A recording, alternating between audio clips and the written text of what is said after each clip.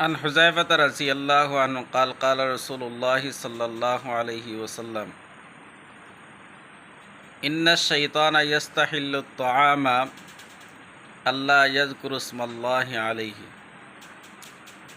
হযরতে হুযায়ফা রাদিয়াল্লাহু আনহু বলেন, রাসূলুল্লাহ সাল্লাল্লাহু আলাইহি সাল্লাম ইরশাদ করিয়াছেন, শয়তান ওই খাবারকে তার জন্য হালাল মনে করে যে খাবারের প্রথমে আল্লাহর নাম নেওয়া হয় না, অর্থাৎ বিসমিল্লাহ বলা হয় না। ওই খাবারকে শয়তান তার জন্য হালাল মনে করে। তার শয়তান ওই খানাকে খাবার ক্ষেত্রে সে সক্ষম হয়। আর যদি বিসমিল্লাহ বলা হয় খাবারের শুরুতে, তাহলে ওই খাবার শয়তান আর খেতে পারে না। ওয়ান জাবিরিন রাদিয়াল্লাহু আনহু قال قال رسول الله صلى الله عليه وسلم إذا دخل الرجل بيته فذكر الله عند دخوله وعند طعامه قال الشيطان لا مبيت لكم ولا عشاء وإذا دخل لم يذكر اسم الله عند دخوله شيطان أدركتم المبيت وإذا لم يذكر الله عند طعامه قال أدركتم المبيت والعشاء।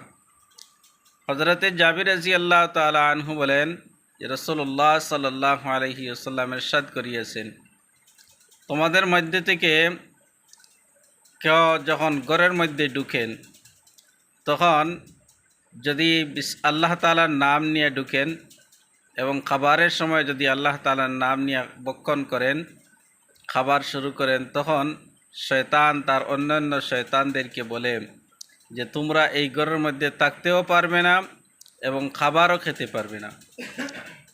আর যদি ঘরে ঢোকার সময় আল্লাহ তাআলার নাম নেওয়া হয় না এবং খাবারের সময়ও যদি আল্লাহ তাআলার নাম নেওয়া হয় না, বিসমিল্লাহ বলা হয় না, তখন শয়তান তার অন্যান্য শয়তানদেরকে বলে যে তোমরা এই ঘরের মধ্যে থাকতেও পারবে এবং খাবারও খেতে পারবে।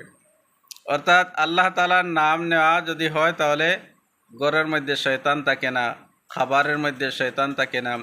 আর যদি আল্লাহ তাআলার নাম না নেওয়া হয় তখন ওই ঘরের মধ্যে শয়তান বাস করে এবং ঘরের খাবারের মধ্যে শয়তান শরীক হয়।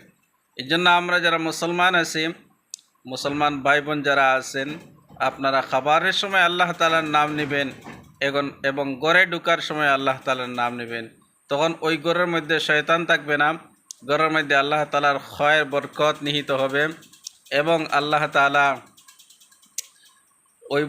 তাআলার ওই সমস্ত বান্দারা নিরাপদে থাকতে পারবে। আল্লাহ রাব্বুল আলামিন সকলকে এই সমস্ত আমল করার তৌফিক দান করুক, আমিন।